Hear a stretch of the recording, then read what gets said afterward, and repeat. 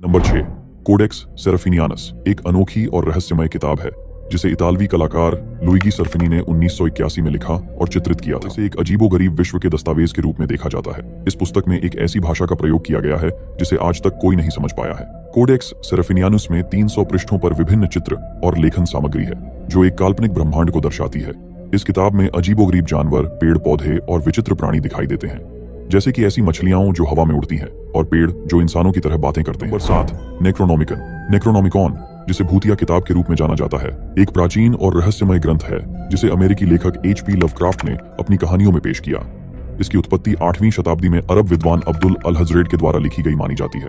यह किताब मृतकों के रहस्यों, अनजानी शक्तियों और अंधेरे ज्ञान का भंडार है। इसके अंदर ऐसे अनुष्ठान और मंत्र शामिल हैं जिन्हें पढ़ने से कहा जाता है कि मरे हुए लोगों को भी जिंदा किया जा सकता है। नेक्रोनोमिकॉन का बाहरी कवर इतना खौफनाक है कि इसे देखकर किसी भी इंसान के रोंगटे खड़े हो सकते हैं। इसे अक्सर मानव की त्वचा से निर्मित माना जाता है, जो इसे और भी डरावना बना। नेक्रोनोमिकॉन को भूतिया इसलिए माना जाता है क्योंकि इसके अंदर ऐसे मंत्र मौजूद हैं जिन्हें पढ़ने से अदृश्य शक्तियों को जगाया जा सकता है।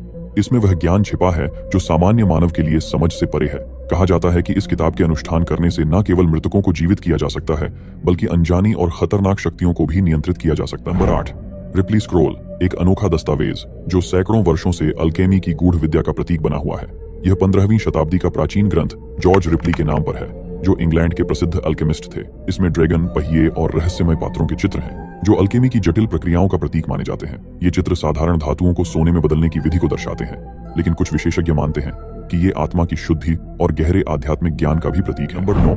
ग्रैंड ग्रिमवार, जिसे द रेड ड्रैगन के नाम से भी जाना जाता है, सबसे खतरनाक किताबों में से एक है। कहा जाता है कि इस किताब में शैतान के साथ सौदा करने के तरीके दिए गए हैं। इसमें आत्मा बेचने की विधि और शैतान से बात करने के रहस्यमय अनुष्ठान शामिल। इस किताब में सबसे डरावनी प्रक्रिया लुसिफर को बुलाने की है।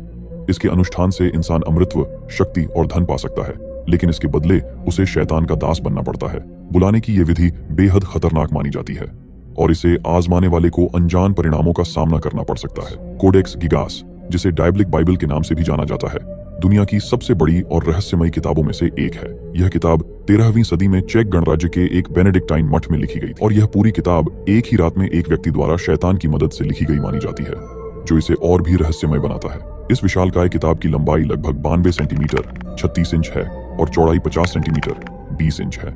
यह करीब 75 किलोग्राम वजनी है और इसमें 160 खाल के पन्ने हैं जो गधे की खाल से बने हुए हैं। इसके पन्नों में शैतान का एक बड़ा चित्र है जो इसे डायबलिक बाइबल का नाम देता है।